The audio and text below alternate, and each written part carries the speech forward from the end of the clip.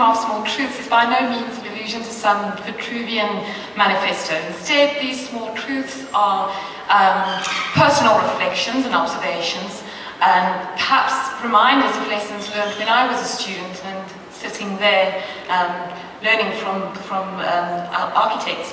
So these are loosely gathered around the theme of identity and illustrated through three small projects that I was involved with over the past couple of years. So the first kind of small truth, I guess, is that architecture is intrinsically linked to, or architectural identity rather, is intrinsically linked to contextual references and to the references of place. It's place specific.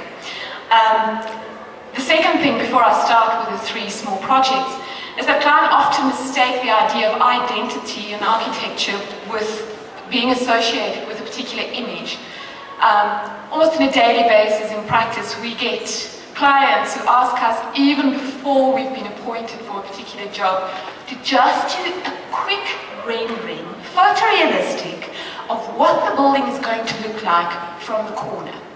And when there's a shocked silence on the other side, I say, oh, okay, well, if you can't do it from the corner, then maybe you can do a photorealistic rendering of what you think this is going to look like, from the highway, that's far enough away.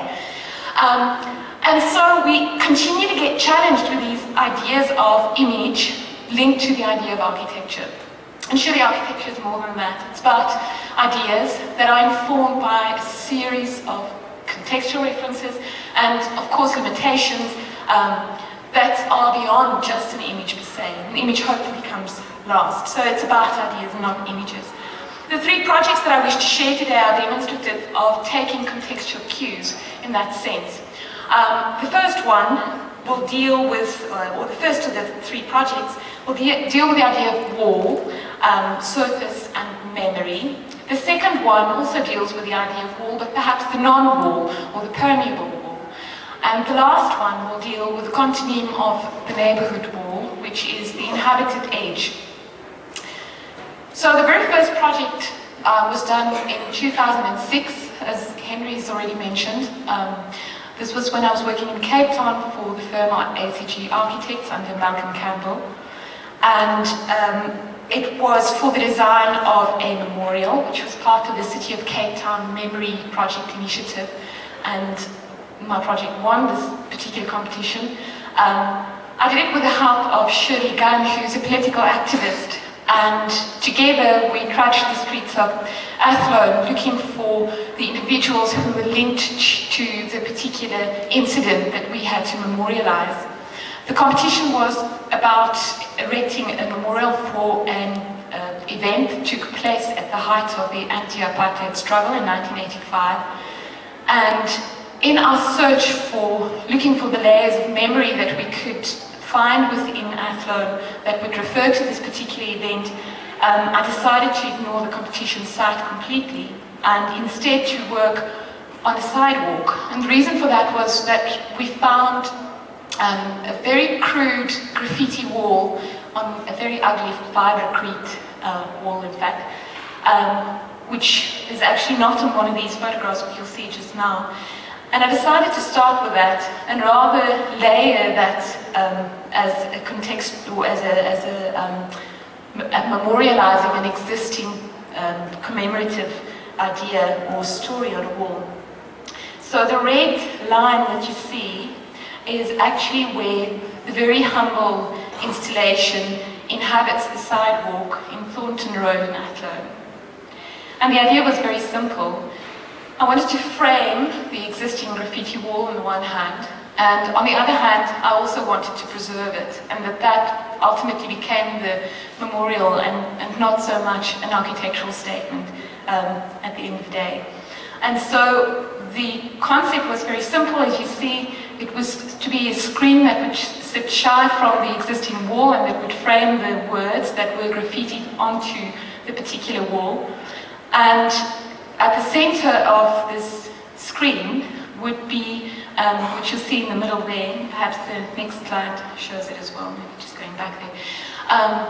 Shirley Gunn had gone to the National Archives of the Police and she had found original video footage from that particular day, and we decided to freeze that In fact, it was also a suggestion by one of the local community members that we do something that is very directly linked to that incident. So that's literally the cutout of a freeze frame of one of the parts of the video footage from the 1995 incident. So there is a time moment that is framed in this particular incident, and then the existing graffiti that is then framed. So this is the memorial in place. We actually got Brett Murray, the now notorious and well-known artist, to do the cutout for us in Corten steel. And the reason why I wanted to do it in Corten steel was maybe as a little bit of a ode to Richard Serra and his public sculptures in Corten steel. But of course, as many of you would know, Corten steel has been specially treated through a chemical process, so it's already weathered. And when you touch it, your hand stains. So it had to suggest this very tactile experience along this sidewalk. We often forget sidewalks and the sort of interaction that is possible from an experiential point of view. So what do we learn from this, or what do we take from this in terms of small truths? Surfaces convey meaning in different ways, and the wall is a vehicle for the telling of stories. So that was the first small project. The second one is, in fact, a not too different context.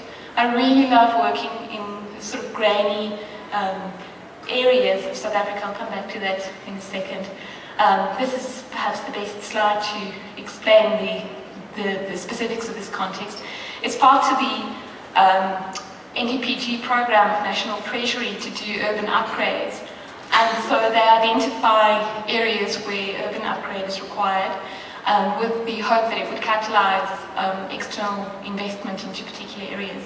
And it's a very humble sort of setting, and what I found most interesting from doing this whole experience is working with a particular building typology and then engaging with the local community and explore what that typology could be within that particular context. So the building typology, and here students might be surprised because it was to do public ablution facilities. So we had to do public ablution facilities right slap bang in the middle of this settlement, as well as an urban upgrade.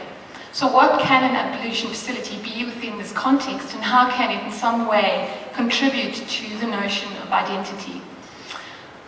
It's one of several urban upgrades within the bigger context that I'm not going to delve into just now.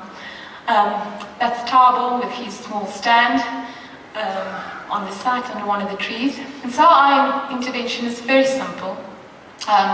Of course, one has to think about the horizontal field in terms of defining urban space, firstly, and how do you break down scale?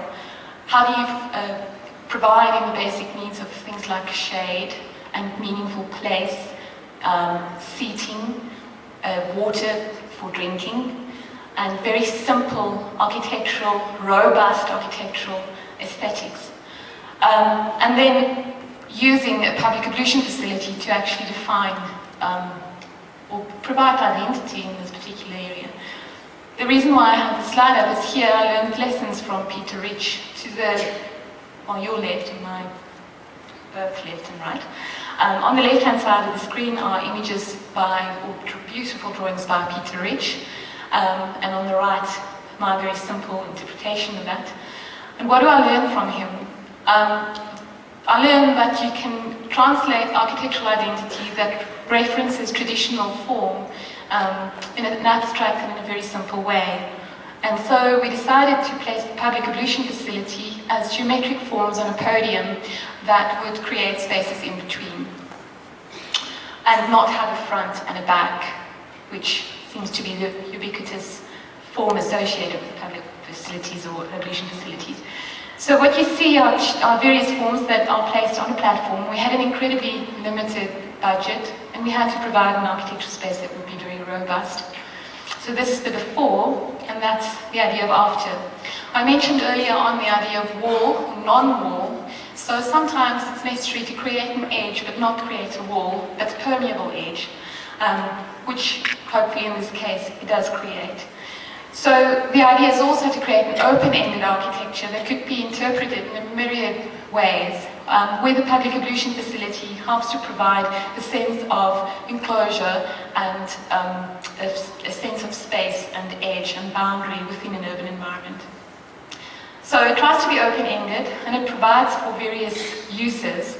On the one hand, it ties together edges, and on the other hand, it could have myriad interpretations, as I mentioned. We also included things after talking to the local community, such as marabaraba boards, chess boards as well. This project is ongoing and still under construction, and we haven't handed over the site yet, but these were taken last week. So it's almost finished, and you can see how it responds to scale. And some of the vendors will soon be moving into the shaded space under the open-ended structure. The simple idea of podium providing for a sense of place, I hope. Shading, sitting, and the minute that we introduced water, there were quite a few guys who were quite eager to get a car wash going, so we also provided for a very informed car wash, which is literally what you see here. That's Andrew, the health and safety officer, who is incredibly proud of the project. And I might just mention that the very big Afrikaans foreman on the project, Koos, has been asked by the local community to stand for the ANC in their next election because they want to have him as mayor. Okay, so what do we learn from this project? Not all buildings should have a front and a back. The wall doesn't have to be a wall. Even public ablution facilities have the potential to be something and to provide identity within an urban environment. And finally, the field of influence of building does not stop with the outer envelope of a building. It extends to the horizontal field beyond the building envelope. The last project that I want to share with you is in a completely different context, but interestingly enough, it also had an incredibly tight budget and an incredibly idealistic client. So obviously the red block is the building within its context, and it sits on the verge of suburbia, where it kind of moves over into a more commercial urban environment. The street to the north of the site has been earmarked to become a pedestrian avenue in 10 or 20 years from now. So that was also an important consideration. It's the typical leafy suburb, with the wall again being a ubiquitous sort of vision in the suburbs. And we started off by just doing massing models to see how the rights on the site would interpret in terms of massing and how that would sit on the site. And we obviously wanted to create a street presence as far as possible. So we tested these various ideas to see how the massing would pan out. These were some of the early conceptual sketches that show that we wanted to, the building on the one hand, we wanted to obviously sit as close as possible to the street. We wanted to tuck parking behind the building. I also wanted the building to align with the building across the street to be friendly to the neighbors. And I wanted to get away from this notion of the building as a pavilion in the middle of an island and the wall along the edge. And why can't a building inhabit the wall itself? And so these were some of the early sketches. And maybe I forgot to mention that this is a medical cosmetics center where it's for a dermatologist. And so all the, I don't call them patients, I actually call them clients because they don't come for medical reasons only. And there was a challenge in this because now I propose to position this building right on the edge, on a zero building line, on the street and not away from the street, so that it becomes a good urban gesture. But within a stone's throw, on the inside, people are actually naked and being under examination by the dermatologist.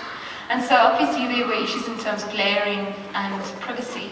So I decided to use a series of layering elements. And going back just one slide over here, I don't think it's clear on that one. I used a series of elements to mitigate that. So on one hand, we have a screen, which you'll see just now, on ground level, which will be a demountable screen, or is a demountable screen, and the idea would be that you won't be able to see in, but light would obviously filter in. The second element, which you see where the small stones were drawn, the city of Pretoria, the urban grid of the city of Pretoria developed around the irrigation system through canals from the Apis River. And so, especially in old Pretoria, there used to be canals similar like you would find in small towns throughout South Africa. And so, as a reference to that, although it's not in existence anymore, I decided to keep the idea of a canal as a threshold. And obviously, water creates white noise. So that was the second sort of layering. And then the facade is stepped back and used white noise on the inside of the building as well. So those were mitigating measures. And I also thought about the future use of this building. What if it isn't a medical centre in the future? It could also be a restaurant. It could also be offices. So it had to be open-ended and allow for an open-ended approach. On the first floor, the client wanted to have this sort of very frivolous, curvaceous wall, which I explored extensively in SketchUp, and I really found it very difficult to work in that form. And I use SketchUp quite extensively as a tool, although I'm told by the students who work in my office that they are very they look down on SketchUp as a design tool. I find it very useful. And I did a series of permutations for what the facade could be. And in contrast to the public facilities that I just showed, this has a front and it has a back. And the front in this case addresses the street. And I really like the idea that there is a front that is almost like a mask, which of course has some kind of metaphorical reference to the idea of skin and mask. And it has to be an urban mask as well. I also like the idea that the outside could potentially be quite hard, with the concrete skin that would be the continuous neighborhood wall, and the inside that could be quite soft, so a soft belly for a hard edge. Just the building edges closely to the street on that side, and I'm going to talk about the site plan. And then obviously use section extensively as a design tool. And because it was a very small building, it's only 400 square meters with a 5 million rand budget, which those of you in practice would know that is really tight. And I wanted to create a civic presence. There's almost a false floor at the top to give the building presence on the street, and also to align with the height of the building across the street. But I wanted to, especially for the corner, create a corner articulation that would talk about urbanity, and maybe a little bit of a reference of the cathedral inside a box, in a very small packaging in this particular case. And so exploring what that box could be as an inhabited edge, addressing a corner, and a very busy corner at that. Also talking about issues around gravity and so forth. I did several renderings to explore color schemes for creating this sort of hard exterior that addresses the urban level, as opposed to the interior, which I'll get to now. And I spent quite a lot of time about the discipline of that particular facade and how something like a fire escape would dissolve ultimately. So the top image was closer to what the building panned out to be in the end. So this was before completion, and you'd see the hard concrete exterior that wraps to create a shadow line that would articulate the ground floor. As an ode to Pretoria regionalism, I also bagged the ground floor level, which is a lesson I perhaps learned from someone like Norman Eaton as a Pretoria regionalist. It also creates a texture that is in great contrast to concrete, which has, to my mind, a very flawed surface. Again, something that I really liked about the reference to skin. The completed product. And then the small cathedral space, which is on the corner on a civic scale. Here I used light fittings which were done by Goed. He's also an architect who designs beautiful furniture pieces. And these in particular I like because they were from Jacaranda, which is again a contextual reference. The curvaceous wall turned out all right in terms of dramatizing space and creating a juxtaposition between curves and right angles. I hate fire signage. That's not a small truth, it's just an observation. Anyway, there's 12 photographs. And then one of the things that we again took from the immediate context, the house that used to sit on the site had the most beautiful parquet wooden floors, which is also something ubiquitous about a particular area or era rather in the history of houses, probably in South Africa. And we decided to reinterpret that as seating throughout the building. So parquet flooring is then reinterpreted in that sense. Again, the building in context and addressing scale in relation to the building on the opposite side of the road. Because we had a limited budget, we've been making a little bit of a joke with the client because she really didn't have money for ceilings. So